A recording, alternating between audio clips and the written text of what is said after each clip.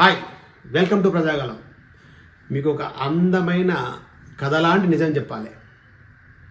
ఎవరి కోరికంటే ఏం చెప్తాము, ప్రజల సొమ్ముని ప్రజలకి నేను బటన్ నొక్కాను, 2,75,000 కోట్లు 5 సంవత్సరాలు ఇచ్చాను, లేకపోతే సంవత్సరానికి ఎంత ఇచ్చానని చెప్పుకున్న వైసీపీ ప్రభుత్వం కొరకు చెప్పాలా, లేకపోతే జగన్మోహన్ రెడ్డి కొరకు చెప్పాలా, అసలు ఆశ్చర్యం వేస్తుంది. విషయం ఏంటంటే, తిరుపతి మున్సిపాలిటీలోన నెలకి 3 కోట్ల రూపాయలు ప్రజాధనం ఖర్చు. దేనికి? స్నాక్స్, ఈ సమోసాలు తినడానికి, లేకపోతే ఇది తినడానికి, దేనికో నెలకి 3 కోట్లు ఖర్చు పెట్టారండి. ఎవరు సొమ్ము అది?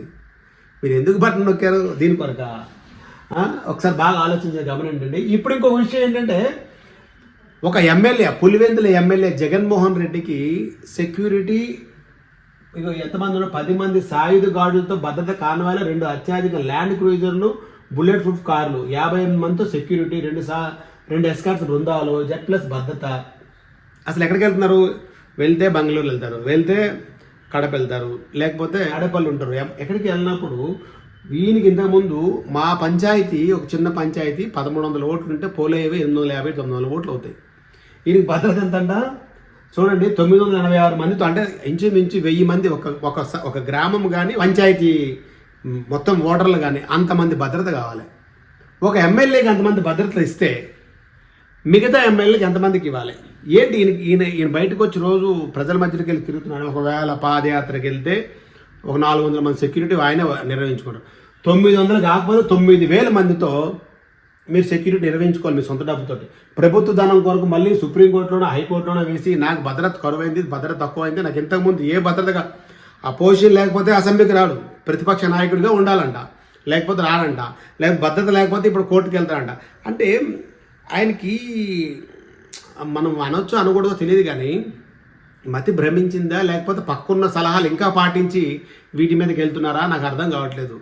ఒకసారి ప్రజల సొమ్ము జగన్మోహన్ రెడ్డి గారు, మీరు ఒక ఎమ్మెల్యే, ఒక సాధారణ ఎమ్మెల్యే, ప్రతిపక్ష నాయకుడి హోదా కూడా లేదు. ఒక సాధారణ ఎమ్మెల్యేకి 1000 మంది ప్రొటెక్షన్తో మీకు మళ్ళీ కోర్టుకు వెళ్ళి అడుగుతామంటే ఏం చెప్పాలి అర్థం కావట్లేదు. ప్రభుత్వ ధనం ఎవరిస్తారు? ప్రభుత్వ డబ్బు అది, ప్రజల డబ్బు అది.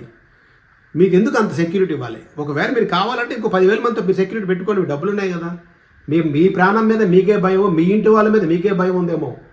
ఎందుకంటే మీరు బయటకు వచ్చి తక్కువ కాబట్టి మీ ఇంటి వాళ్ళతో మీకు రక్షణ లేదని మీరు ఎక్కువ మంది సెక్యూరిటీ చేసుకుంటున్నారా, లేకపోతే ఏంటి అర్థం కావట్లేదు అందరికి ప్రజలకి. ఒకసారి ఈ స్నాక్స్కి ఏంటండి, స్నాక్స్కి ఎన్ని బటన్లు నొక్కారో తెలియట్లేదు. ఒక్కసారి ప్రజలు కూడా అంటే ఒక సినిమా యాక్టరో లేకపోతే ఎవరో వస్తే తండాలకు వచ్చి చూడడానికి వస్తాము, ఈయన వచ్చినప్పుడు కూడా లక్షల మంది వచ్చేస్తున్నారని చెప్పి, ఇంకా మేము ఎందుకు ఓడిపోయామని చెప్పి ఆలోచనతో ఇంకా ఇందులో ఉన్న అసలు ఓడిపోయాము, నేను ఒక ఎమ్మెల్యేనని, ముఖ్యమంత్రిని కానన్న ఇది కూడా మర్చిపోయింది ఆయన. ఒకసారి బాగా గమనించండి, ప్రజలు కూడా ఆలోచించండి.